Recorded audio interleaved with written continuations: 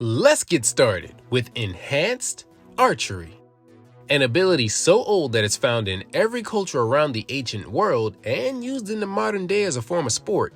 Users with this ability possess superhuman proficiency and skill with the bow and arrow. This allows them to be able to do many different feats with the combination weapon, such as launching multiple arrows with one shot, using the bow and arrow or bolts as melee weapons on their own, and or using those mentioned previously as a many-purpose utility tool, like a Swiss Army knife. As such, they can reload the weapon rapidly and pretty efficiently, even with heavier mechanisms like the crossbow. Now, we all know what archery is, or at least the concept of a bow and arrow, but you guys know what I loves to do, so I'm going to continue what I loves to do.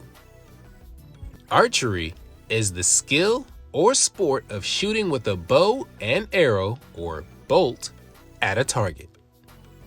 I don't know how to break it down any more than that in regards to simplicity, because it's pretty well known that a user of Enhanced Archery has the innate ability to attack or wield projectile weapons from a distance through the use of an elastic launching device. But for those of you who want it even more simpler than that, you get a string and you get something pointy and you use the elasticity of the string to shoot the pointy thing at something. So yeah, I try to keep it a little simple around here, just like this power. And just like the real world and fictional concepts that this power is based off of, being the benevolent Shay that I need to warn you kids that while being an ace marksman is definitely a virtue, it'll help even more if you can hit that like and subscribe button from any distance.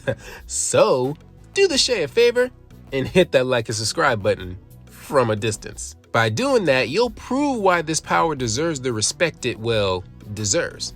But if you have less than let's just say a perfect record with hitting any bullseye, then at least hit that share button so others can see how you missed that subscribe button and they can hit it in your stead. If you're just here for the applications, uses, and uses for this power, then skip ahead to this time. But if you want to be some kind of Hawkeye or expert sharpshooter, well then pay attention, because you'll like what's in store for you, I promise. The origins of archery are actually pretty interesting. Well, to me they are, because I don't know if you guys knew this, but the concept of a bow and arrow is one of the oldest weapons in human history, right behind the knife and right behind the spear. In fact, it existed way before the concept of a sword, shield, or any other modern weaponry we know of today, because we humans use bows and arrows for hunting and various forms of aggression long before recorded history, with the practice being pretty common to most prehistoric cultures. As such, they were important weapons of war from ancient history up until the early modern period, where they were rendered increasingly obsolete by the development of more powerful and accurate firearms, such as guns and cannon fire. And because the concept of a bow and arrow is so prehistoric, you know it has relations with the mythology of various cultures. And because it's one of the most recognizable ranged weapons ever created, before guns, if guns ever disappear for whatever reason, the concept of the bow and arrow will be here long after that, or at least will be easier to make. Don't believe me? Look at legends and mythology of bow and arrow wielding deities who on one hand were gods of a particular subject and or substance, but used a bow as a form of heraldry or as a vector for their respective magic, whatever that may be. Examples that spring to mind are Apollo, the Greek god of the sun, archery, music, and medicine. He was known for wielding a bow and arrow as a weapon, and was said to be able to shoot arrows that can induce light as bright as the sun, create plagues, or cure those who were sick. Slavic mythology, Perun was a lightning god whose lightning bolts were believed to be stones and or stone arrows launched by the chief deity themselves. So, it's pretty much everywhere. Those are just a few examples. Okay, now it would be better to get this part out the way like I normally do in order to get to the more, interesting parts. Anyway, yes. Archery, although seen as a singular weapon, is the act of using a combination of the bow and arrow to launch arrows at a high speed. This classifies it as a piercing weapon because it uses speed and or velocity to generate its force. Yes, bows and arrows come in various shapes and sizes and exist for different purposes like hunting, combat, and or sport. And yes, the bow can be considered in the same family as sling weapons, but I'm pretty sure that's already known. Typically speaking, your average bow consists of a semi-rigid but still elastic arc-like shape with a high tensile bowstring, or just string, that connects to the two ends of that arc I mentioned earlier. The arrow is the projectile with a long shaft and a pointed tip with stabilizer fins towards the back. Normally speaking, an arrowhead is designed to enter into a target easily, but not be so easy to pull out. In fact, depending on the type of arrowhead that's being used or that's attached to the arrow, pulling it out of a target is extremely dangerous because it's usually designed to do more damage coming out than going in. The act of loading an arrow for shooting is called nocking. Pulling back the arrow and the bowstring is called drawing it. And to actually shoot the arrow, the archer releases the draw, allowing the limbs or the bowstring stored up energy to convert into kinetic energy, which then transmits to the arrow, and I'm pretty sure you guys know the rest.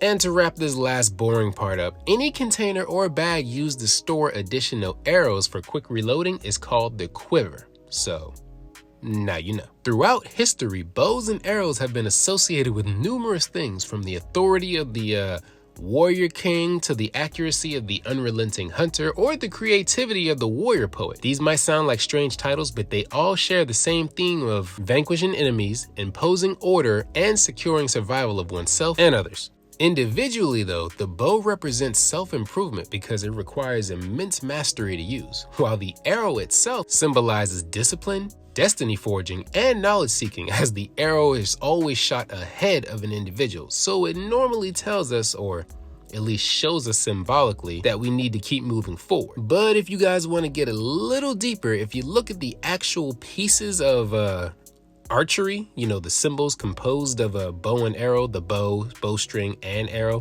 those three components also represent the three stages of accomplishing any task: analysis, tension, and then release. But that's just how I look at it. I don't practice archery, so take that with a grain of salt. But getting back into this concept as a superpower, or in superpowered mediums, characters with this power fit into the archer or a master archer archetype. Generally speaking, these characters are portrayed as independent and are pretty much used to working alone. This tends to make them practical, a little haughty or arrogant, and not the best at following orders, especially from those they don't tend to respect. And due to the nature of their weapon, archers are usually stealthy and graceful and tend to fight at a distance. So as a result, they're often portrayed as vulnerable to close quarters combat unless they switch to a different weapon. So because of that, there are cases or examples of users of this power using the bow as a two-handed melee weapon and the arrows as makeshift knives, if you will. Normally though, archers are most likely found within a wild habitat-like setting. So, you know, something untamed or natural, you know, with a bunch of nature around. They normally share traits with the modern day cold sniper or the Dungeons and Dragons style ranger. Shoot, they might even be a nature-based hunter, someone that protects the bounty of the forest with bows and arrows from a distance or something like that, I don't know. But no matter what, it's extremely notable that they'll possess an analytical and calculating nature.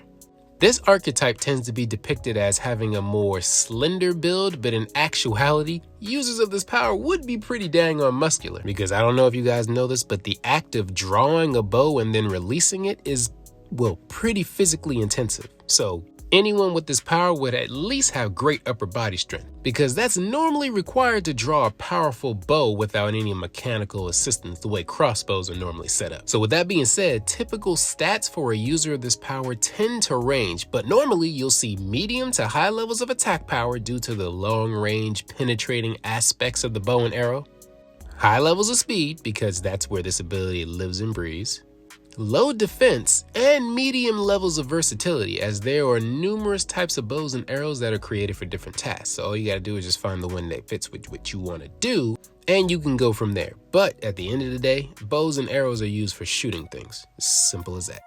Now with the power of enhanced archery comes the ability to, well, have an enhanced condition in regards to wielding the bow and arrow. So I'll just go ahead and list most of them in order to just go ahead and get it out the way. That doesn't mean it's in any particular order, but I'll just go ahead and list them. Don't judge me. Enhanced motor skills is first up because it's more or less needed in order to allow the user's nervous system, muscles, and brain to all work together. This helps with the process of knocking the arrow, drawing, and anchoring the bow, which would then allow you to aim and then release the string, which would, shoot the arrow, of course. Enhanced reflexes are used in order to aid those who desire a quick reaction time and consistency when reloading and launching arrows. Enhanced vision is useful for those who want to be able to locate and then place arrows or bolts in whatever they plan on shooting, no matter the distance. Well, now that you can detect what you're pretty much trying to make a pincushion out of, it would help if you can actually hit what you're trying to target without missing, and then giving away your position. Or even worse, alerting others to how much of a bad shot you actually are. So let's just go ahead and slap enhanced accuracy on that, because who doesn't want to be accurate? Enhanced precision allows you to repeatedly place continuous shots close to the original shot without deviating, which not only adds the cool factor to how deadly your shots are, but allows you to stack damage on top of that. Enhanced dexterity allows you to reload, aim, stick, and move without your fingers cramping or joints giving out on you due to the repetitive motion, because archery is a very repetitive thing. And last but not least for this section, an enhanced quick draw allows you to, have a higher than normal level of skill when reloading your bow and or arrow or bolt or spring, which basically means no jam ups and no misfires, although that depends on your equipment in a good bit of the cases too. Now, I could stop there, but there are other applications, so I might as well go ahead and mention them. Like, for example, the ability to combine your enhanced or higher than normal levels of speed and then combine that with your super force ranger archery capabilities, allowing you to do everything I just said, but, faster and pretty much easier via super speed combat archery. Whew, that was a mouthful.